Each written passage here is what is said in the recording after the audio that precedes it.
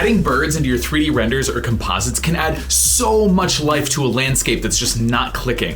One of my specialties is landscape rendering, full 3D landscapes, and I add birds constantly. Almost every render you see I make that's in an outdoor environment, you better believe there are birds.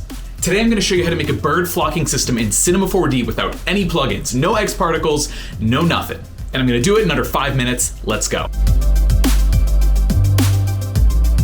Okay, so the first thing you got to do is make a bird. So make a box, hit C to make it editable, and start dragging and extruding to make a very basic shape of a bird. Now, if you don't know how to do this, really, you're using the extrude tool and just using your PSR controls to copy out faces and slowly but surely make the shape of a bird. Now, I committed a cardinal sin here. Cardinal, I didn't use reference, I really should have. Sorry to any bird boys watching. So throw a subdivision surface onto that, and now we do the dance with the bend deformer. Get one of those wings bending the way it should, and then what you're actually gonna do is once you've got this bend looking right, you're gonna copy this bend deformer over to the other wing, and make sure you rotate that on the heading, so when you copy and paste your keyframes over, you won't have to like reverse anything. So now I'm just gonna set some keyframes, do a little bit of animation, get that wing flap in, and really you wanna get this right because you want the wing flap to look natural, right? You don't want it to look like some weird, fake bird. You want it to look pretty accurate. So I like to, actually physically grab those keyframes inside the editor instead of setting them. I think this is a lot more intuitive way to animate. This is how I teach my students to animate, really making sure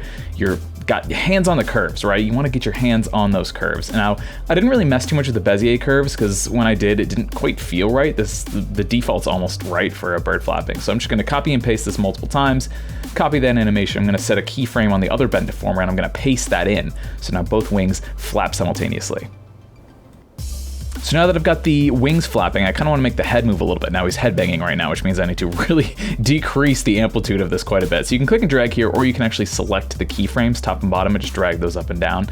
That's kind of what I prefer to do in this instance. Just easier to control, easier to keep it locked to that axis so we're not moving the animation in time. Now go ahead and duplicate that, flip it around, and get that dorsal feather wiggling so it looks like this bird's put in some effort to fly, and that looks pretty good.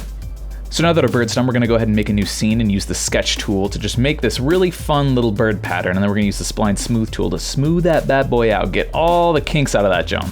And make sure in the spline you select close spline, and also make sure you set that to natural and give it around 80 points, is usually what I do. So now you add a displacer modifier. Add a noise to the displacer, crank up that scale, make sure you set the direction to planar, set that direction to Y, and then there you go, you've got your pattern shape. Now you're gonna bring in a bird, you're gonna make a cloner, you're gonna set it to object mode, and you're going to select your spline. So now your birds are on your spline. Now inside the cloner's transform panel, you're gonna do the dance where you adjust the rotation and the scale to make it look good. We're gonna add a few more birds. Set the rate to something like 0.1% to get a nice fly pattern that looks a little bit like this. So to get a little bit more realism, we're gonna add in a random effector, and we're gonna just really affect the scale and the rotation a little bit, but not too much because we don't want them looking like they're, drifting around in the sky. And this is the result in real time, not too bad. Also in the random effector, make sure you offset the time. That way they're not all flapping their wings at the same exact time because that looks real bad. Now what I love about this technique is you can art direct it. Now you could grab the spline and grab the individual points and move them around, but that's not super efficient.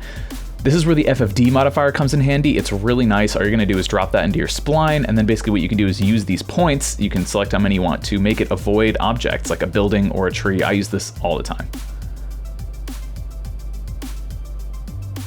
This technique is so powerful because it's art directable. If a client has notes on how the birds look, you have full control over their speed, their trajectory, how many there are. In the past, I would make bird swarms in X particles and then bake them out to an alembic sequence and then use those over and over again, but I couldn't art direct it when the client asked for it. This technique works in vanilla Cinema 4D, and you can apply these techniques to Blender, to Houdini, to any other 3D package. Thank you for watching this micro tutorial, and I cannot wait to see all the birds in your 3D renders.